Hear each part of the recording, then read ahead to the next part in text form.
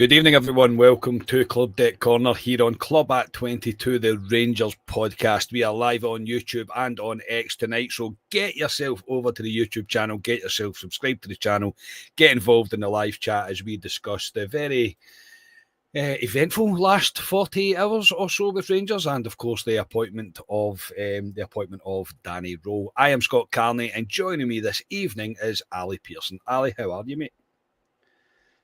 Yeah, not too bad. The circus is finally over, Carney. We have. Oh, is it? Is it though? Well, maybe not. But in terms of the hunt for the next Rangers head coach, it is here. Danny Röhl, I think that's how you say it. Röhl. I did see he had an interview with Sheffield Wednesday, I think it was, and they asked him how do you pronounce his name, and it was Röhl. Röhl. So he's got quite a lot of good songs. A Scottish person going Danny Röhl, we sound a bit silly when we do that. So he will become Danny Röhl. Yeah, I've seen the Sheffield Wednesday fans sing, is it Daddy Cool? But they say Danny Röhl. Danny Röhl.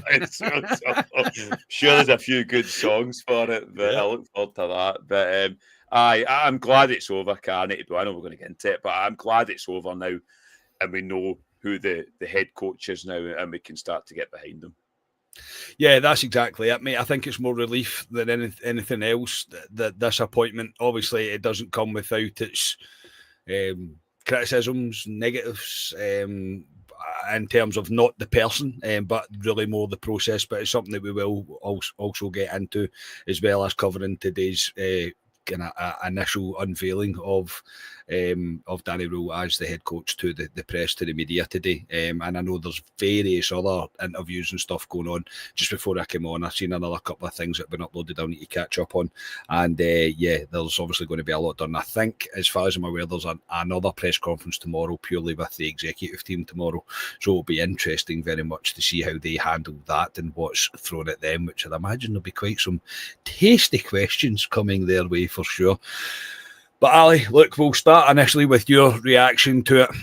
You've maybe covered most of it by saying relief, but obviously Danny Röhl is the guy that is appointed as the head coach. The process that we've took to get there, mate, it's not a good one. No matter what way you look at it, no matter what way they want to fluff up words in a club statement when they announced Danny Röhl, it hasn't been good. It hasn't been thorough, and it's been successful to an extent because we now have a guy in charge. But your initial take on the process and the fact that we have now finally got, as you mentioned, a head coach in the dugout, mate.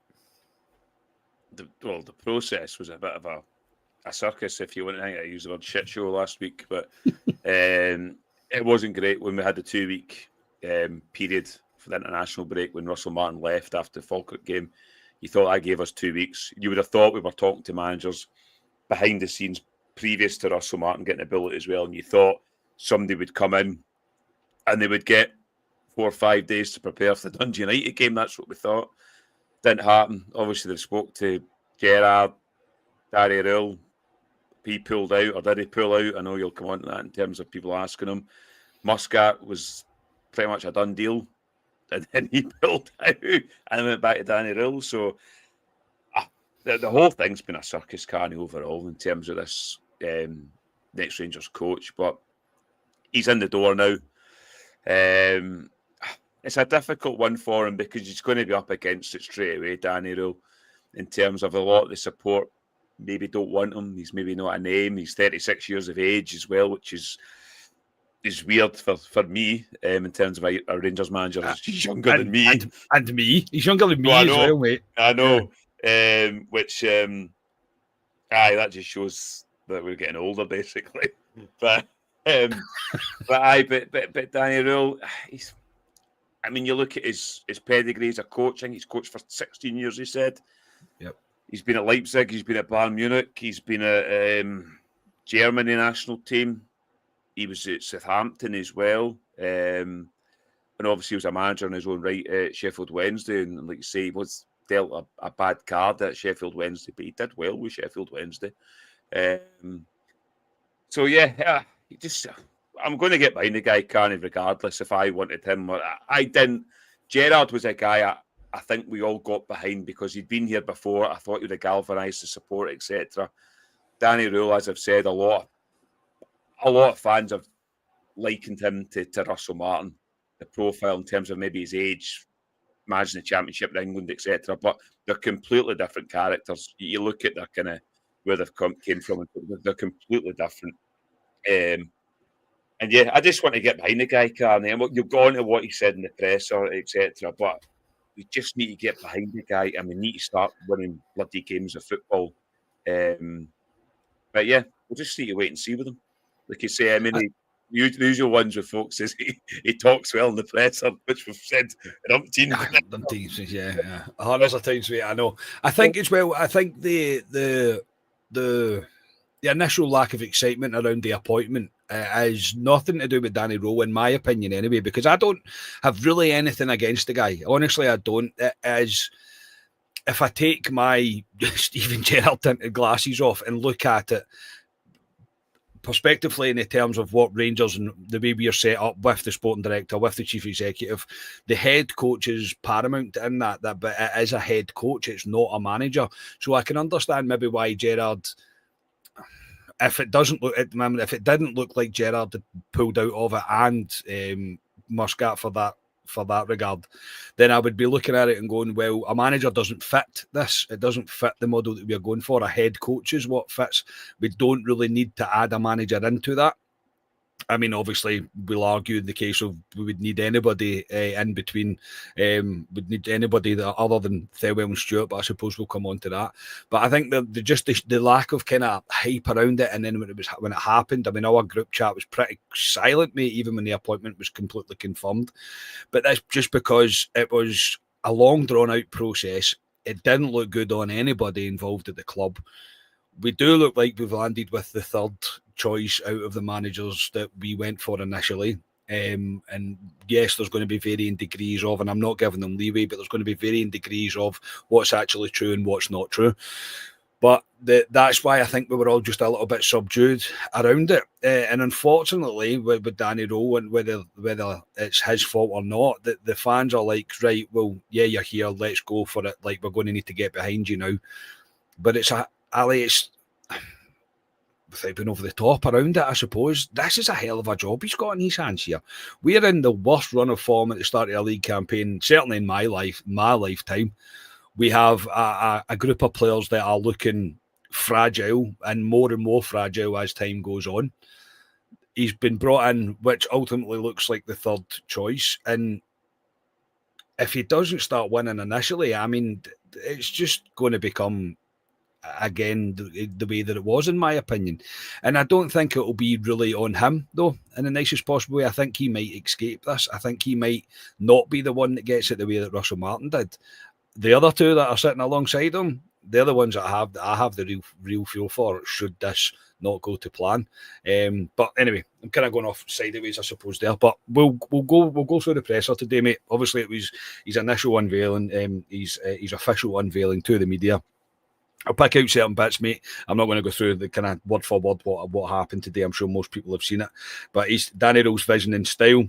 So his ambition for titles. Röhl stated that he was looking for an ambitious club and one he could win at titles with, confirming Rangers fits that criteria. Regarding his style of play, he promised a football style that focused on intensity, togetherness and playing forward, counter-pressing alongside with that, better in transitions, addressing the slow play. That was a question I think was asked by, David Edgar from Heart and Hand.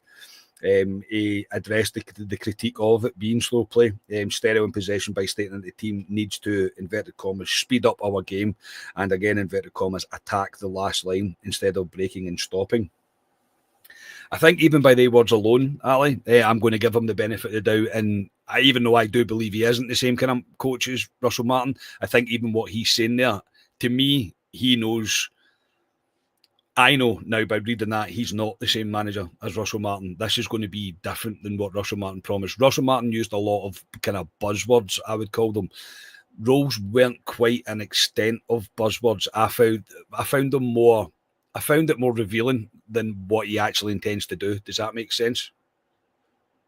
Yeah, the one that he said to me is, which I was more happy about in terms of what his body style of play is going to be, is he's to win football games straight away, first of all. Yes. He needs to go and win games of football.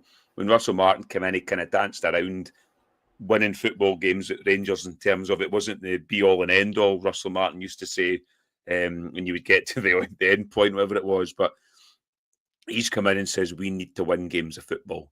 And then later on, if we can play good football that the fans love to see, that would be brilliant. But ultimately, we need to win. We have been probably one of the worst starts this season we've ever had, Carney, that I can ever remember, to be honest, in terms of where we sit in the league right now. But Rangers have to get back to winning games of football, and it starts on Thursday night, and then it starts on Sunday against Kilmarnock at Ibrox. They have to. And ultimately, he'll be judged on performances and on results, and he knows that. That's why he said it. He would have watched this Rangers team as well, how slow we are, etc. I like the way he talked in terms of how he likes to play, aggressive, moving the ball quick, etc. He did say he would adapt as well. There's different ways to win games of football, which I like, because as we know, Russell Martin had just one way, a kind of the Mark Warburton way. If you want to say if plan A doesn't work, we'll do plan A better. Everybody still doesn't know what Russell Martin's plan A actually was. No. But no, he said all the right things, Carney, and of course he's going to say all these things, and he's just been unveiled as the new Rangers head coach. He's going to say all these things, but the proof will be in the pudding on the park when we see it. I agree with you. I think he'll get a bye to a point if the next 6 games don't go the way we want them to go, in terms of if we go out of Europe, or not go out of Europe, but if we lose Thursday night, he's only in the door. If we get put out against Celtic in the League Cup, I don't think it'll be on him. The attention's already on, which you'll come on to. It's on Patrick Stewart and Thelwell. That's where the eyes are at the moment. It's not Danny Röhl's fault. Again, these aren't his players either. So, yeah, it's going to be interesting. But he did. I like the way he talked in terms of if you base him and Russell Martin, the 2 different press conferences. Russell Martin straight away, as we've said umpteen times, said, well, he didn't want me here straight away, and didn't really build a bridge with the fans. Danny Röhl, he understands Rangers are a big club. They have to win games of football. He's been at Bayern Munich, for God's sake. That's what they do.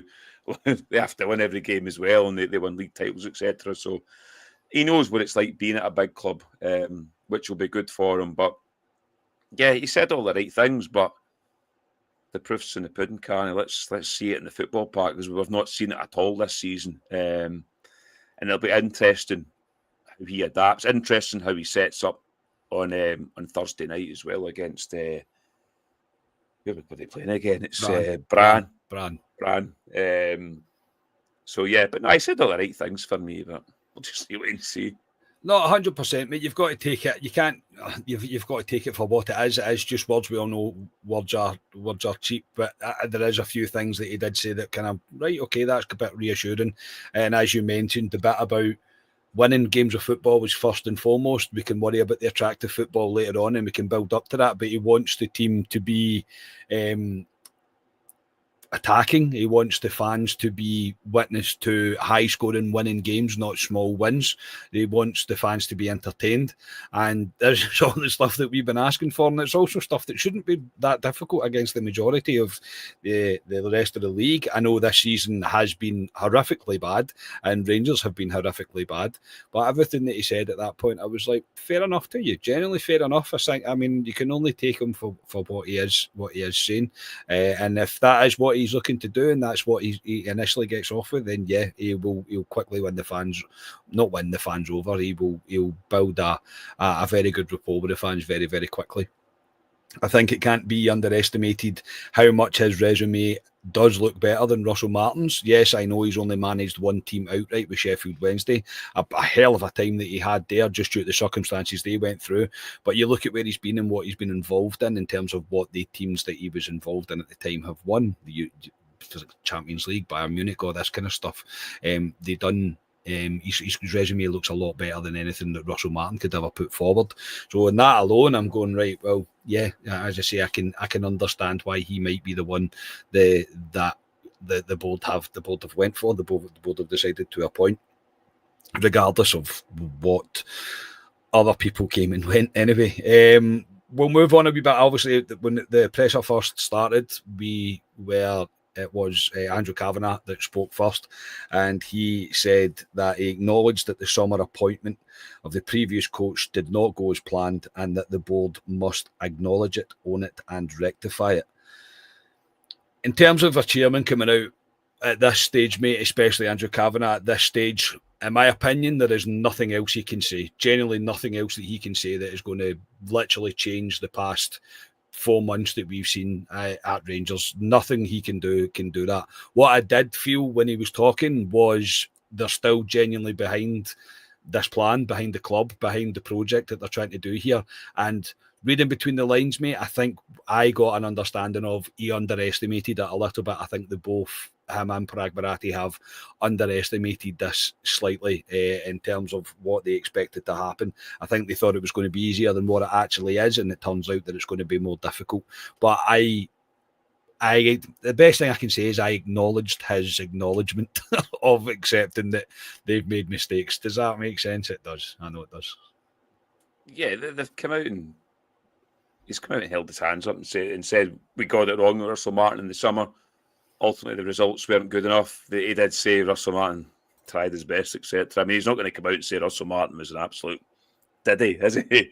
In a press conference, he had some sort of respect towards Russell Martin in terms of it just didn't work out for Russell Martin and they got it wrong.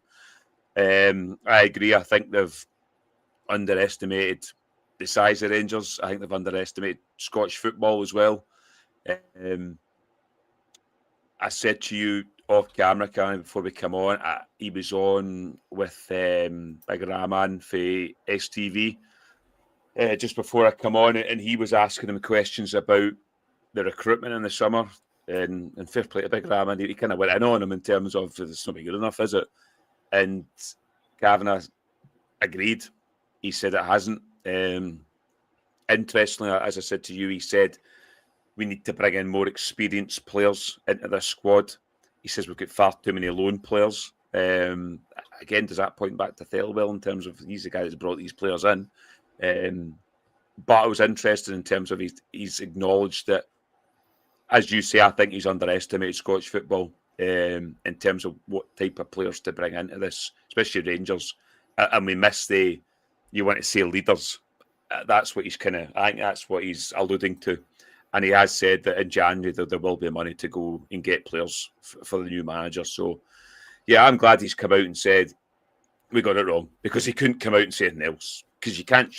What else is he meant to say? I mean, come on. We all know they got it spectacularly wrong in the summer. They've said it. I mean, it'd been a laugh to see the reaction of Rangers fans if he came out and said, by the way, you're all wrong. We actually love Russell Martin and we think he's the future. We're going to bring him back. No. His Danny Röhl's number 2 is Russell Martin. Yeah. And I'll be interested to see the presser in terms of just on Kavanagh, etc., and Thelwell and Stewart. So, but the one that I did see in STV tonight, it was a couple of minutes long with Rahman.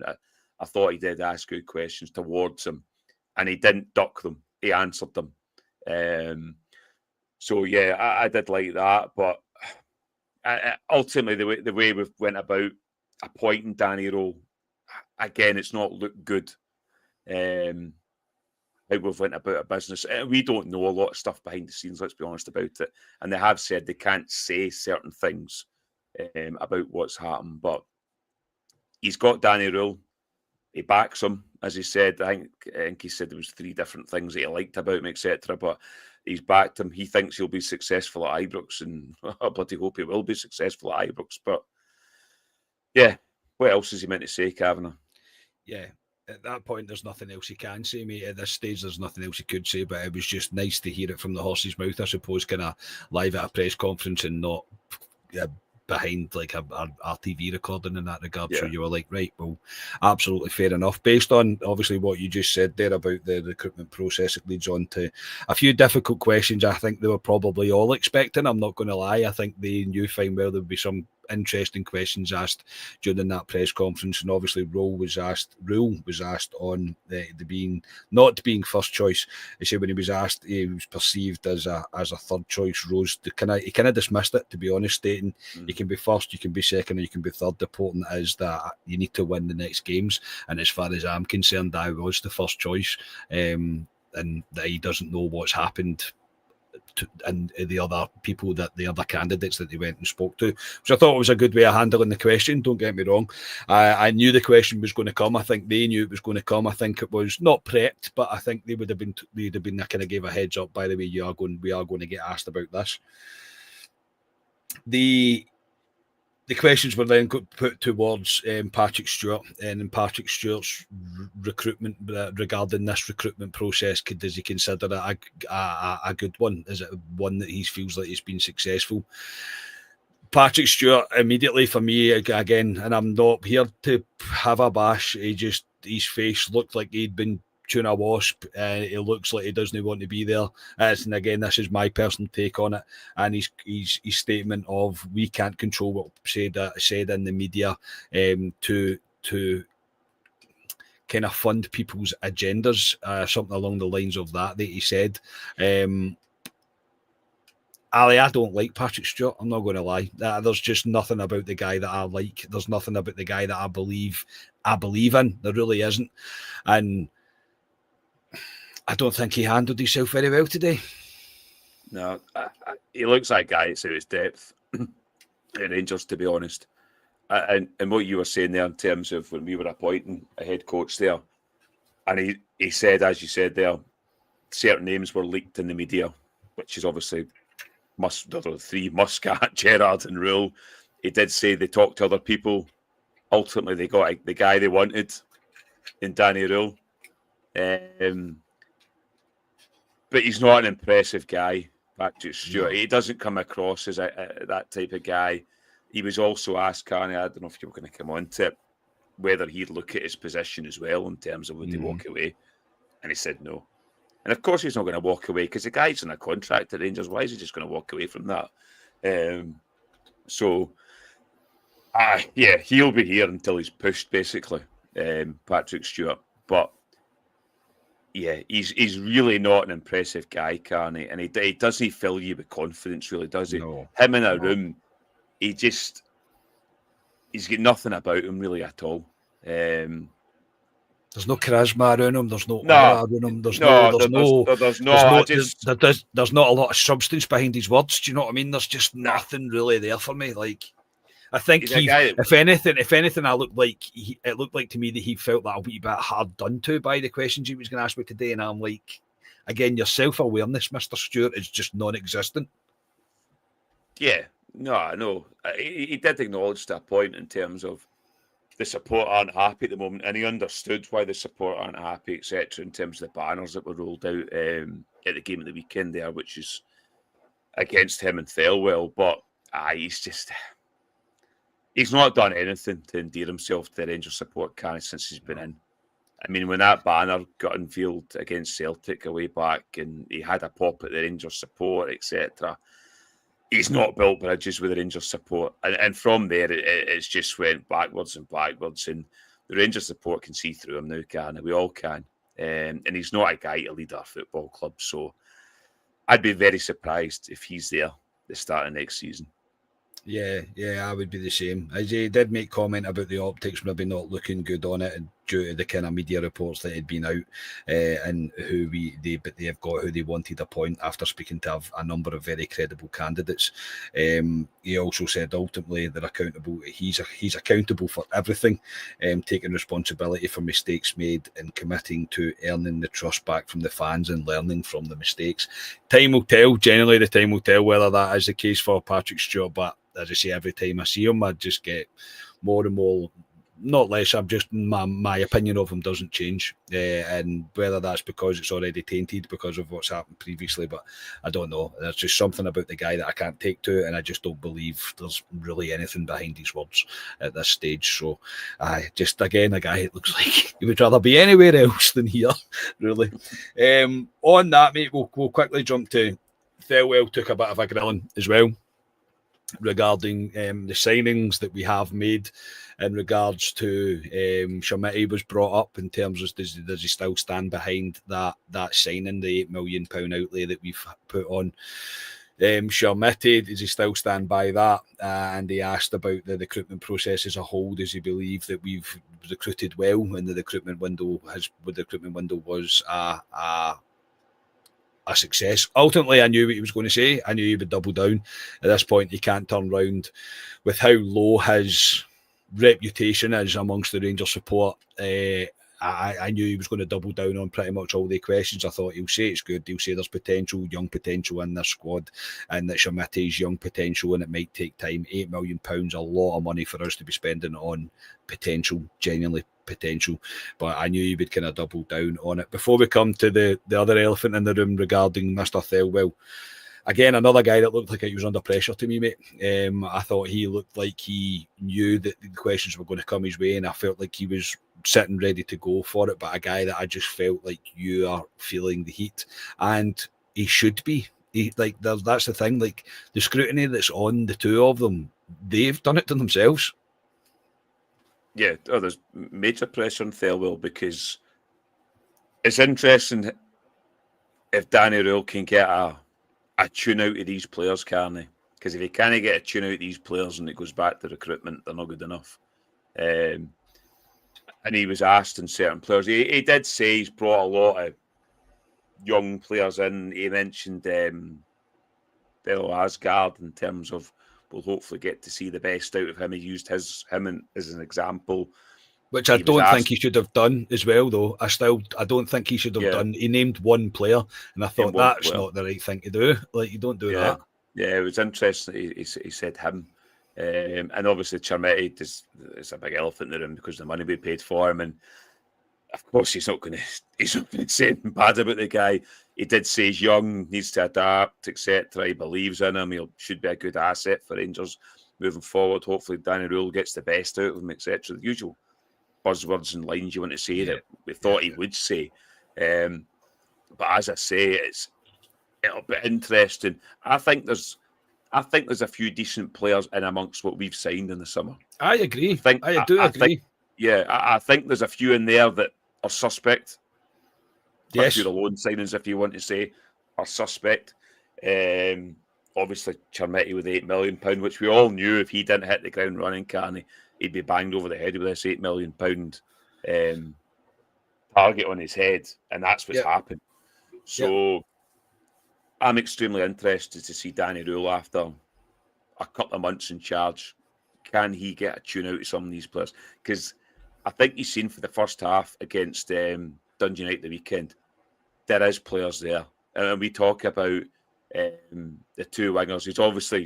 He's coached Gishammer for the best part of 18 months, 2 years, but it was at Sheffield Wednesday. He knows him inside out. Ant-Man as well, I think, played well the first half. We've seen Asgard, what we thought he was in the first half against Dundee United, etc. So I think there is players there for him to work with. I'll just be interested to see what he can get out of them. And Shermitty, he's the guy that we spent big bucks on.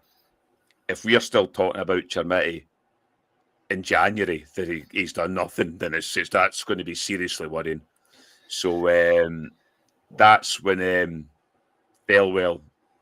It'll be interesting, Karen, in January in terms of what we do in the transfer market. And January's always a dodgy month to do it in, but be very interesting. But yeah, if Danny Röhl can't get a tune out of these players, then as I say, it goes down to recruitment, and that's Thelwell. It should, it should be curtains for him at that point if Röhl doesn't get anything out of these players. And if it looks like, especially if we go into the window and we start recruiting players in positions that we've already recruited for, if that makes sense. And I know there's been a lot of players brought in, but the likes of, if we're entering in the market for another striker, then pretty much the writing's on the wall at that point for Thelwell. He's got a long road ahead to him. I said that on my reaction video last night. He's got a long way to go before he convinces anybody. as much as today was about the unveiling of Danny Röhl as the new head coach, the elephant in the room was always going to get brought up when Thelwell sat in that seat alongside him, I felt, and it was obviously the recruitment of his son and the decision that was made by Kevin Thelwell to recruit his son and give his son a job. So, in fairness, I will give Thelwell, I'll quote what Thelwell said. He said he admitted that the criticism was uncomfortable and that optically, I think that we all agreed it was going to be seen in a particular way. Transparency, Thelwell stated that he was extremely transparent with the board and insisted his son Robbie went through a more rigorous process than probably anybody else employed by the club. I'll pause for dramatic effect there. He defended his son's hiring by citing Robbie's previous senior roles at Villa, Norwich City, and 2 other Premier League clubs apparently tried to recruit him. And he finished by guaranteeing his son will work 25/8 to bring success for this football club. Call me a pessimist, Ali, if you will. I don't believe a single word of that. Like, literally none of it. How can it be possible to go through everybody in the recruitment process and be thorough and all this? What would the chances of it being his son? Genuinely, what would the chances of it being? I don't believe it. I don't buy it either. And of course he's going to come out and say all this. So, I mean, he's got to say all this. But it is the first time it's the first time we've heard him being directly asked the question, I suppose. Because he said to be fired that. And I think they would have known before they were sat in their chairs today that there was certain questions that were going to be fired at them. That's one of them. He did say maybe it doesn't look good for the outside, but he did say he talked to Kavanagh and etc., Patrick Stewart about it. They were behind him, apparently. As you say, his son went through a bigger process in terms of getting the job, which I just don't believe it. And then the catchphrase of 25, you work 25 to 8. I'm like, why has he said that? Why has he said that? I know. You'll be bashed over the head with that. You'll be bashed over the head, like, fuck, going down the line. And he says, his son should bring success to Rangers, etc. So, I mean, I hope he bloody well does, to be honest. Same. It's difficult because we don't know Bobby Thelwell at all. We just know he's his son. But I mean, I hope he comes to Rangers and ultimately identifies players, etc., and does really well for Rangers. So he did say that he didn't need his old man to give him a job, etc., and all that. And as you say, there were 2 Premier League teams looking at him. It'd be interesting to know which ones they are. But it just doesn't look good, can it? Just the way this season's gone, etc., and the way he started his Rangers career, Thelwell, bringing his son in, telling us all this crap, it doesn't look good. And yeah, it's going to be interesting to see what happens in the next coming months in January. But we'll just need to wait and see. Poor Robbie coming up to Glasgow. I know, mate. Honestly, absolutely mental. John Allen says that's a question. Any news in his backroom staff yet? I think it's going to be announced tomorrow, as far as I'm aware. I think it will be announced tomorrow. There's rumours of Lee Wallace coming back as well under Danny Röhl, mate. Are you a fan of that? I quite like Lee Wallace. I've got nothing really bad to say about the guy. I'd be fine with him getting brought in. I think that's a guy that understands a football club. Yeah, apparently he's bringing in 2 German coaches with him. I think one of them was at Sheffield Wednesday with him. I did see a guy in I don't know if it was one of the Rangers podcasts this week. He had one of the guys for Sheffield Wednesday on, and he did say when he was at Sheffield Wednesday, he had what's his name? Powell. I'm trying to think his first name is. It's Chris Powell. I know you're talking about. Who played with Sheffield Wednesday as the link man, if you want to say. I mean, I know when folk might laugh that when Kashinya was brought in the Rangers, there was a process of trying to find that Rangers related guy that he would bring in, and I think it was Alec Ray, Barry Ferguson, and Johansson, and ultimately Jonathan Johansson got the job as the kind of link between him and the support, if you want to say. So, yeah, I think he should bring somebody like that in. I think he understands Rangers, to be fair, but it would be good to have somebody like that in. As you say, a Lee Wallace, Carney. I've not really seen Lee Wallace. He didn't really have a farewell to the Rangers fans in the way he kind of left the club away back then. True. I think he's got his coaching badges, Lee Wallace, as well. Yeah, he does now, He was coaching anyway and stuff. So, yeah, I wouldn't have anything against Lee Wallace coming back. I know some folk have said like Steve Davis, etc. But yeah, it'll be interesting who he brings in. But yeah, ultimately, we'll just need to wait and see. But I like Man would be ideal in terms of getting maybe some of the support on board, if you want to say. Yeah, well, previous captain, mate, captain us through pretty terrible times, mate. Let's not forget about that. So, I know. Like he's been at the worst, really. So, I think he'd be a good fit. It'd be interesting to see, but I think it will be tomorrow. I think the announcement will get made tomorrow. Just we'll finish up just on the presser, mate, just with the kind of season outlook, I suppose, that was asked to Danny Röhl and obviously the kind of current squad that he's going to be working with. He said that there's still plenty to play for in terms of being an all four competitions, but ultimately the immediate goal is the next game, and it's to win games in a row, is what he kept saying, is to build a bit of winning form, which is crucial for him. It really is crucial for him. He sees so much potential in the squad, and emphasised that he will bring the strength of the squad onto the pitch by matching his style to the available players, which again is all good things to hear. The recruitment, and there was a question asked to the recruitment and how much input he's going to have on the recruitment, and whether it's just going to be all kind of down to Thirlwell. But Thirlwell pretty much answered it by saying he's never signed a player that a head coach doesn't want. Again, I'll pause for dramatic effect again there. I'd love to do that. Exactly.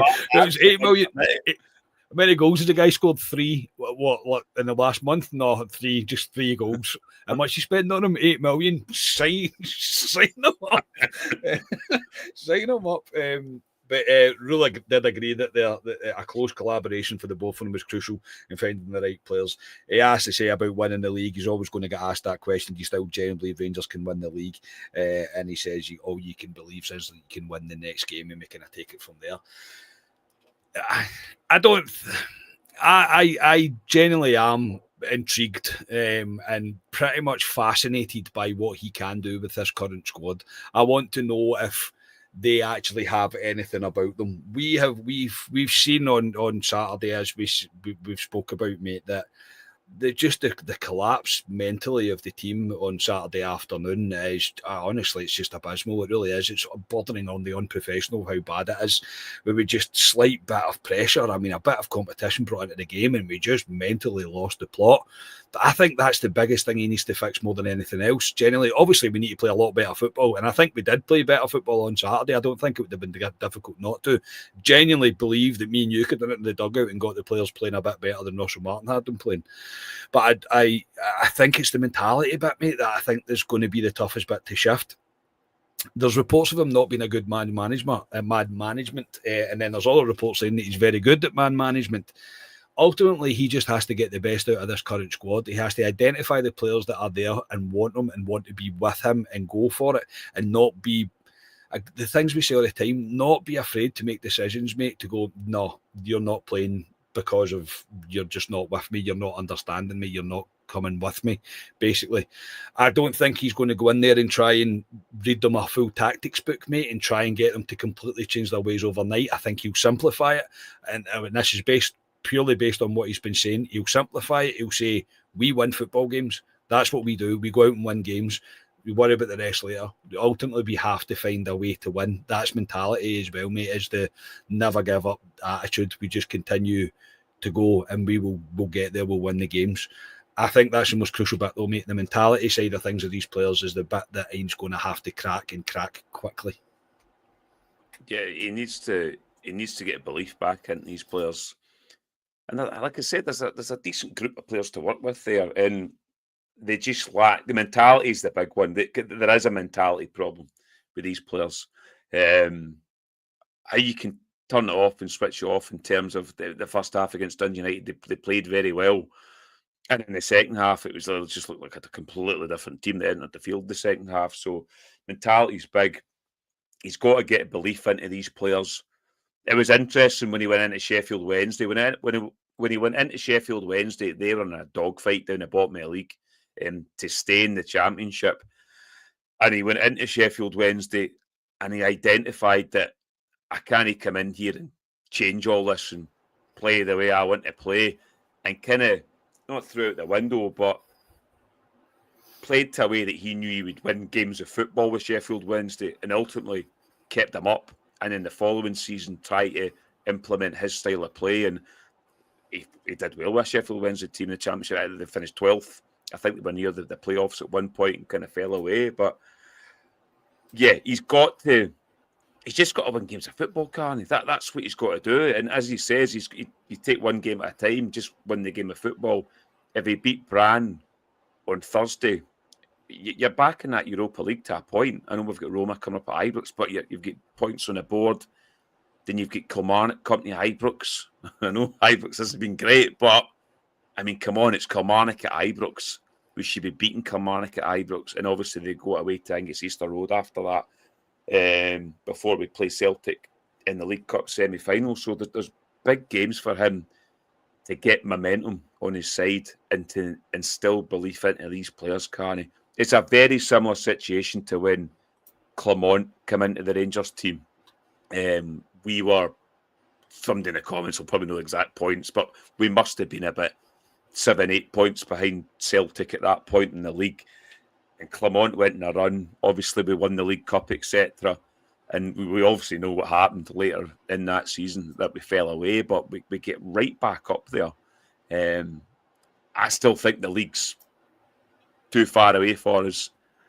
It's interesting that after Dundee United, when we all went, that's it, completely done, dusted, that we ended up a point better off in terms of we were only 8 points behind Celtic, because I didn't see them getting beat off of Dundee, and they are in a bit of a shit show as well at the moment. The two clubs are really bad at the moment. Interesting, because they play Hearts at Tynecastle this weekend. Something's got to give there in terms of what happens. But there's four, as he says, there's 4 competitions to play for, but he needs to go one game at a time. Thursday night, 3 points. And then obviously the league, we need to start winning the league. But the semi-final's a big one for me, Carney. If he can beat Celtic in that semi-final, and Hampden's been a bit of a... We've been really unlucky at Hampden against Celtic, let's be honest about it, in lots of games there. But if he can win games up to that and beat them in the semi-final, I think he'll start to gather the support behind him, Carney, and the belief of the players as well. And let's see if we can go on a run. But that's what he's got to do. Spot on, mate. I couldn't agree more. If he manages to do that on the 2nd of November, mate, there will be a swell of support literally rushed right behind him. There really will be. Again, I'm trying not to get too over exuberant about his words that he's saying just now, generally, because I'm sick of these false dawns, and that's no disrespect to Danny Röhl, because I'm going to give him my full backing, the backing that he deserves. But he is the new head coach, and we have to get behind him. Again, it's more the way that we went about it to get there that's made me kind of not flat, but just not as exuberant as I really would be when we appoint a new head coach. He's got every chance, really, to, if he can get across to these players what he wants to happen, he'll have every chance to get absolutely everybody singing off the same hymn sheet again. And all these kind of problems will slowly disappear, I'm not going to lie. And then I just want to touch on something Jim Boyd said there. Röhl can do no wrong this season. This will be Thelwell's total responsibility, and Stewart can go with. I agree with that to quite a massive extent. I think the only wee bit is if we see absolutely nothing on the football pitch and it has to be directed towards the head coach, then yes, that's the only time I can see it coming back on Danny Röhl. But if this doesn't go well, Ali, for Thelwell and Stewart, it will just be a number, and it might already be just a matter of when for the two of them. But if Röhl is bad, If Röhl is bad and it doesn't work, Thirlwell and Stewart will get it more than anybody else. If Röhl is a roaring success, then Röhl will get all the praise and Thirlwell and Stewart will get nothing. Right now, they two guys are in a no-win situation, in my personal opinion, because everybody will believe that it's Danny Röhl that's the guy that's actually the genius, the master plan, the guy that's got everything going. If it is to be a roaring success and he does change the fortunes of Rangers, if it goes badly, Thirlwell and Stewart will be right under scrutiny and right under the target yet again. And as I say, that's why I just can't really see a future for either of them a long term at Rangers. No, the support have made their mind up on the two of them. I mean, you see what happened when we made our mind up on Russell Martin. There was no going back for him.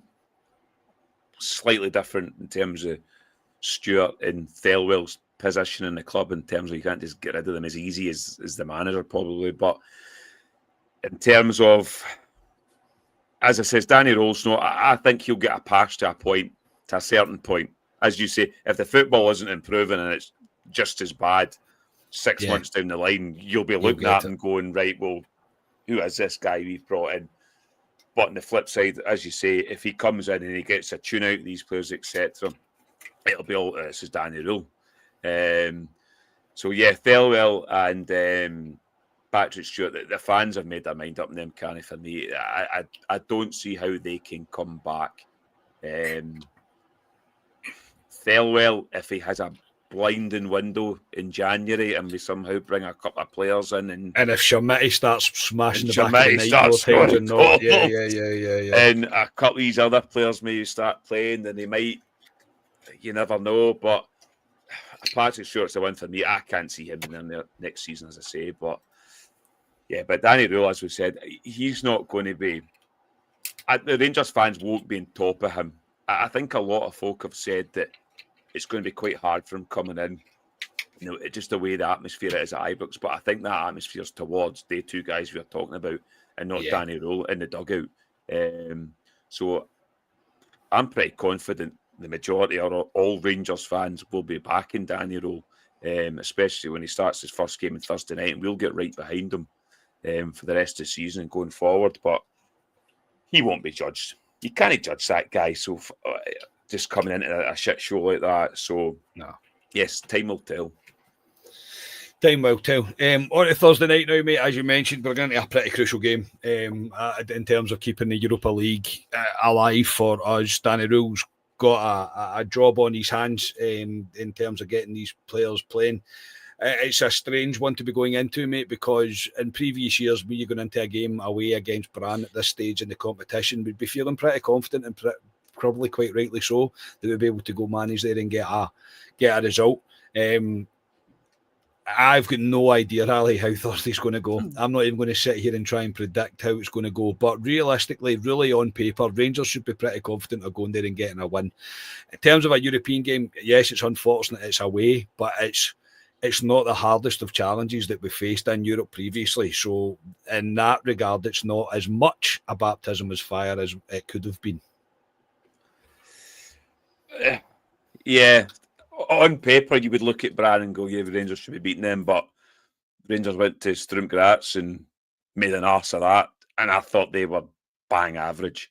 In fact, I think Celtic play them on Thursday night. They were bang average. Right. But Brann's sitting third in their league at the moment, just behind Bodo Glimt. Their season's, I think, it's way into their season. I think they've played 24, 25 games or something in their season. So they're way into their season at this point. We have to win it for me, Carney. If we want to get out of this league phase in the Europa League to get into last 32 probably, because I doubt we're going to finish the top 8.